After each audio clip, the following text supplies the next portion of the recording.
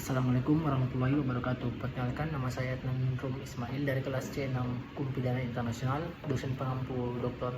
Hardianto Janji SH.MH.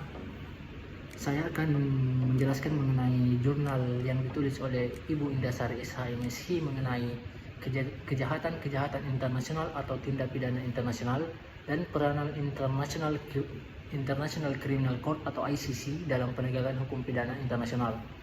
Mengenai hukum internasional, banyak para ahli yang mendefinisikan bahwa menurut Mukhtar Kusumaatmadja, hukum internasional adalah keseluruhan kaidah-kaidah dan asas-asas yang mengatur hubungan atau persoalan yang melintasi batas negara-negara, hubungan internasional yang bukan bersifat perdata.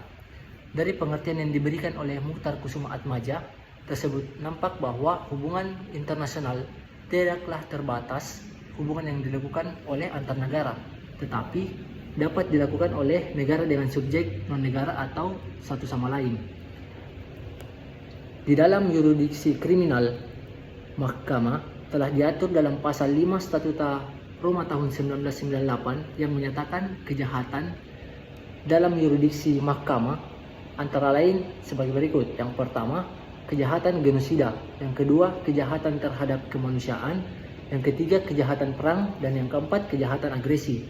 Adapun prinsip-prinsip dasar Mahkamah Pidana Internasional yaitu yang pertama prinsip komplementer, prinsip penerimaan, prinsip otomatis, prinsip ratio temporis, prinsip nullum crim sine lege, prinsip nem in idem, prinsip yurisdiksi teritorial, prinsip tanggung jawab pidana secara individual, prinsip praduga tak bersalah. Yurisdiksi pidana internasional merupakan kewenangan dalam bertindak berdasarkan ketentuan yang berlaku mengenai fungsi, tujuan maupun tugas-tugas yang dilakukan, seperti yurisdiksi badan peradilan yang lain. Asas-asas hukum pidana internasional yang bersumber dari hukum nasional. Yang pertama, asas hukum pidana internasional secara garis besar dibedakan ke dalam asas umum dan asas khusus. Adapun asas hukum pidana internasional yang berasal dari hukum internasional yang umum sifatnya adalah yang pertama, asas facta sunt servanda yang mengandung arti bahwa perjanjian yang dibuat harus mengikat antara kedua belah pihak yang sudah diatur dalam peraturan perundang-undangan.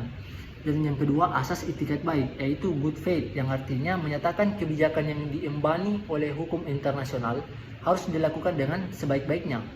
Dan yang ketiga, asas civitas maxim atau mengandung arti bahwa ada sistem hukum universal yang dianut oleh bangsa di dunia. Dan yang ketiga adalah asas timbal balik, yaitu mengandung arti bahwa jika suatu negara menginginkan suatu perlakuan yang baik dari negara lain, mereka juga harus melakukan perlakuan baik antara negara lain. Selanjutnya, asas hukum pidana internasional yang bersumber dari hukum nasional. Yang pertama, asas legalitas. Asas legalitas mengandung arti bahwa nullum delictum nulla poena sine pravia lege poenali, yang artinya tidak ada suatu perbuatan, tidak ada suatu kesalahan apabila ada undang-undang yang mengatur. Dan yang kedua, asas teritorial atau asas kewilayahan.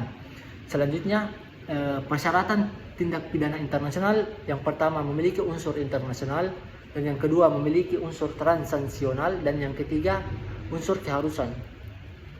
Adapun peranan International Criminal Court atau ICC, yang pertama mengadili para pelaku tindak pidana atau kejahatan internasional. Dan yang kedua yang artinya bahwa Mahkamah Pidana Internasional sebagai subjek hukum internasional dengan kemampuan yang dimilikinya, serta terdapat hak-hak maupun kebijakan berdasarkan hukum internasional. Yurisdiksi Mahkamah Pidana Internasional juga merupakan kewenangan dan ketentuan dalam bertindak berdasarkan ketentuan yang harus sesuai dengan tugas, fungsi maupun tujuan yang diembannya. Itulah yang dapat saya sampaikan. Lebih dan kurangnya mohon dimaafkan. Wabillahi taufiq wal hidayah. Assalamualaikum warahmatullahi wabarakatuh.